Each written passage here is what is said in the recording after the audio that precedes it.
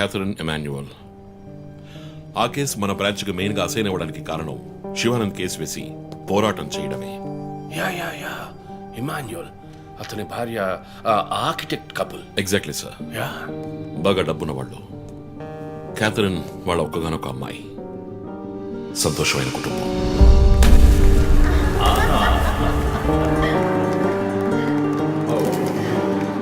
Oh my God!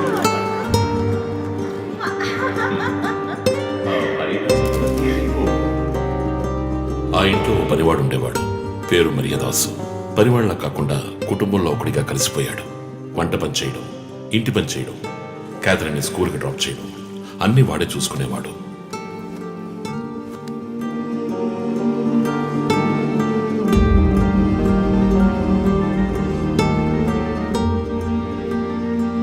Mummy, look what I want. Oh, good. I have to go. Bye. Good show, Kathy. Keep it up. Good. బాగా బిజీగా ఉన్న parents దగ్గర దక్కని ప్రేమ, అభిమానం క్యాథరిన్కి మరియదాస్ దగ్గర దక్కాయి.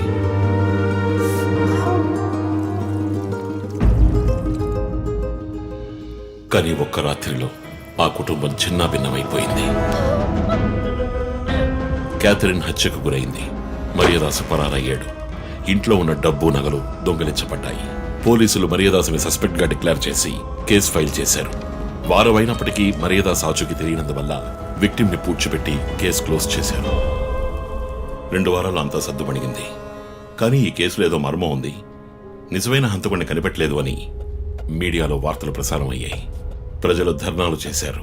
మరియదాస్ కుటుంబం శివానంద్ని మీట్ అయ్యి రిక్వెస్ట్ చేసినందువల్ల హైకోర్టులో ప్రజా ప్రయోజనం వ్యాజ్యం వేసి కేసుని రీఓపెన్ చేయించారు. హైకోర్టు ఆర్డర్తో ఒక స్పెషల్ ఇన్వెస్టిగేషన్ టీం నా నాయకత్వంలో ఏర్పాటైంది. నేను క్యాథరిన్ బాడీని ఎగ్జ్యూమ్ చేసి రీపోస్ట్ మార్టంకి ఆర్డర్ చేశాను. కానీ కేసు సాల్వ్ చేయడానికి ముఖ్యమైన ఎవిడెన్స్ అయిన మర్డర్ వెపన్ మాకు దొరకలేదు. ఒకరోజు I got the breakthrough. Hello. How are you? Fine. తీసుకోండి. No thanks. Can I go? Yeah, sure.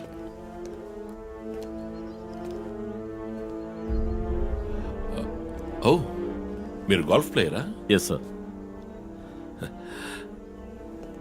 ఏ క్లబ్లో ఆడుతున్నారు? గచ్చిబౌలి క్లబ్లో. నేను race club player. Just beginner. మీ అంత కాదులేండి. అడిగిన ప్రశ్నలకు మాత్రం ముక్తసరిగా సమాధానం చెప్పారు.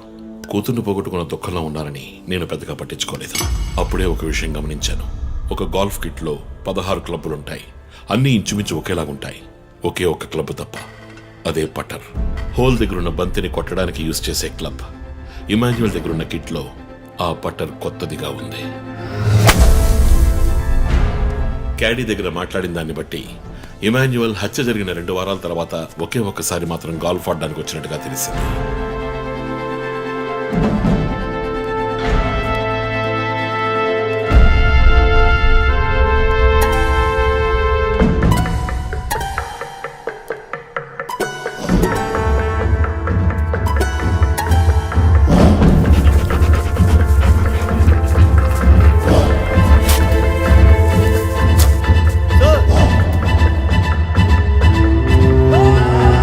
అనుమానం వచ్చిన చోట తవ్వగా దొరికిన గోల్ఫ్ పటర్ మేక్, ఫింగర్ ప్రింట్స్ బట్టి చూస్తే అది ఇమాన్యుయల్ కి చెందిన మిస్సింగ్ పటర్ గా తేలింది.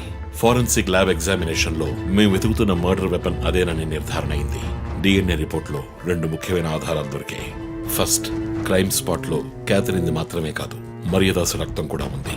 సెకండ్లీ, దొరికిన గోల్ఫ్ పటర్ మీద ఉన్న blood traces మరియదాసువి.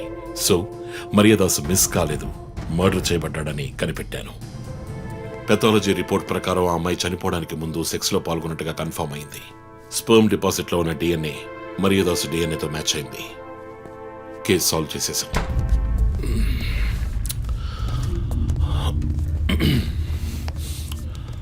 Post mortem report ప్రకారం మరియదాసే ముందు చనిపోయాడు. ఆ తర్వాతే మీ అమ్మాయి. మీ ఇంటి సీసీటీవీ ఫుటేజ్ పరిశీలించి చూడగా అనుమానాస్పదంగా ఎవరూ లోపలికి రాలేదు.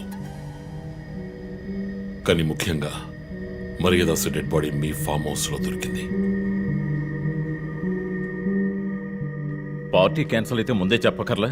Big waste of time. ఛ! కొత్త కారులో టెస్ట్ డ్రైవ్ వెళ్ళామనుకుంటా పోలా. ఆ,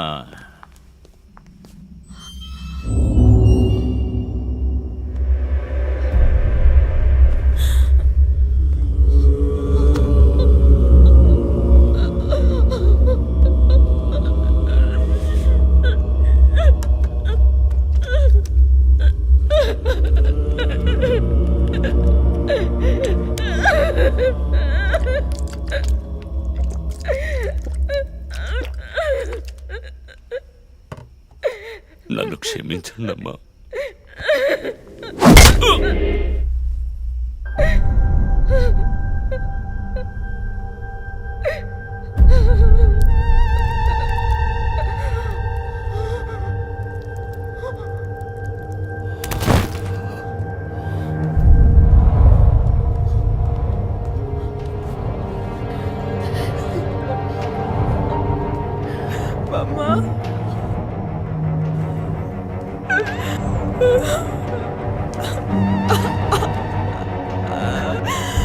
Why did you do this, Papa? Why?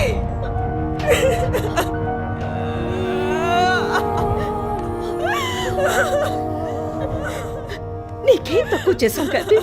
నీకేమైనా పిచ్చి పట్టిందా? చూడు, నువ్వు చిన్నపిల్లవి. నీ మంచి కోసమే చెప్తున్నాను.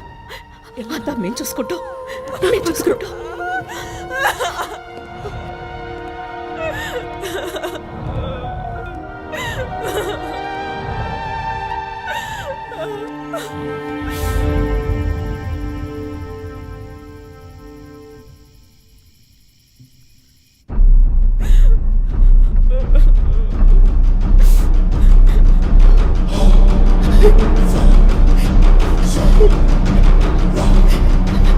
I'm gonna call the police.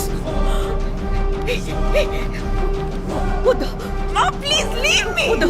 Do something. Stop her. Kathy, Do పోలీసులు something. చెప్పొద్దు. Stop her. I told you to stop.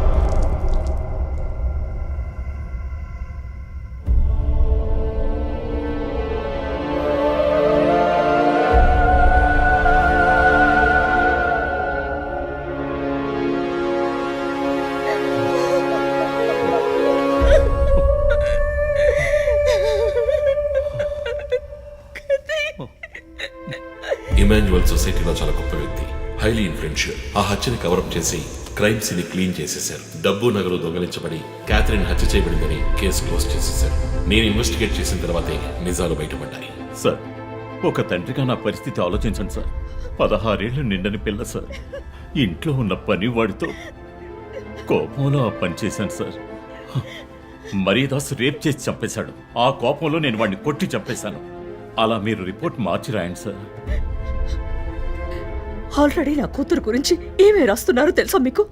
TV on చేయడానికి భయపడుతున్నాం. రోజు మీడియాలో నా కూతుర్ని చూపించి రేప్ చేసినట్టు ఎలాంటి ఎవిడెన్స్ లేదు. వాళ్ళిద్దరూ ఇష్టపడే అలా నడుచుకున్నారు. అటాప్సీ రిపోర్ట్ క్లియర్గా చెప్తోంది. మీరిద్దరూ కలిసి ఎవిడెన్స్ని సప్రెస్ చేశారు. డాక్టర్ రమ్యతో కూడా దీని గురించి మాట్లాడాను. ఆవిడ కలెక్ట్ చేసిన డిఎన్ఏ ఎవిడెన్స్ చాలు మిమ్మల్ని కన్విట్ చేయడానికి. నేను డిఎన్ఏ రిపోర్ట్ మార్చి రాయిస్తాను. నాకు కనెక్షన్స్ ఉన్నాయి. అది నాకు వదిలిపెట్టండి. ఆ శాంపుల్ని బట్టి రిపోర్ట్ మార్చి రాయండి. మీకు ఎంత డబ్బు కావాలన్నా ఇస్తాను. ఇండియాలో, విదేశాల్లో. జస్ట్ అకౌంట్ నెంబర్ చెప్పండి. సార్, మేమిద్దరం సిటీలో లీడింగ్ ఆర్కిటెక్ట్స్. మా రెప్యుటేషన్ ఏం కావాలి? అవమానం sir. We have done right. Yeah, we are done. You have to face the consequences. నా దగ్గరే దాచిపెట్టారు కదా సార్. చెప్పకూడని విషయాలన్నీ చెప్పి ఇలా ఇరుక్కున్నారే సార్.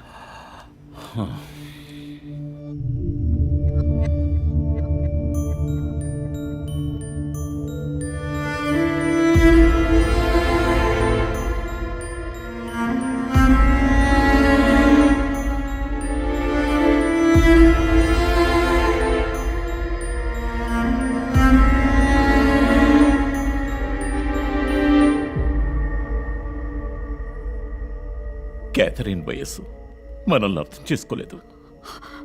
అడిగిందల్లా కొనిచ్చాం. డబ్బు ఖర్చు చేసేవే కానీ కొంచెం టైము ఖర్చు చేసి ఉండాల్సింది.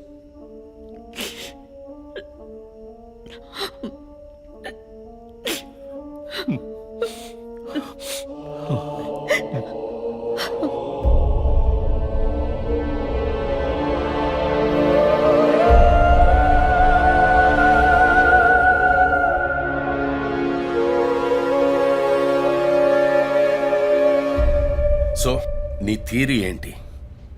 శివానంద్, డాక్టర్ రమ్య, విష్ణు, ఆ తర్వాత నేను, మా నలుగురిని కనెక్ట్ చేసే కేసు ఇది. ఈ కేసు వల్ల బాధించబడ్డ ఎవరో ఒకరే సస్పెక్ట్. ఎవరు? ఆ కుటుంబంలో అందరూ చచ్చిపోయారు కదా. రిలేటివ్స్, వాళ్ళ చావు వల్ల బాధించబడ్డ ఎవరైనా ఒకళ్ళు. వాళ్ళు చచ్చిపోయి 3 ఏళ్ళు అయింది. ఇన్నాళ్ళు లేనిది ఇప్పుడు ఎందుకు జరుగుతోంది? I'm not convinced.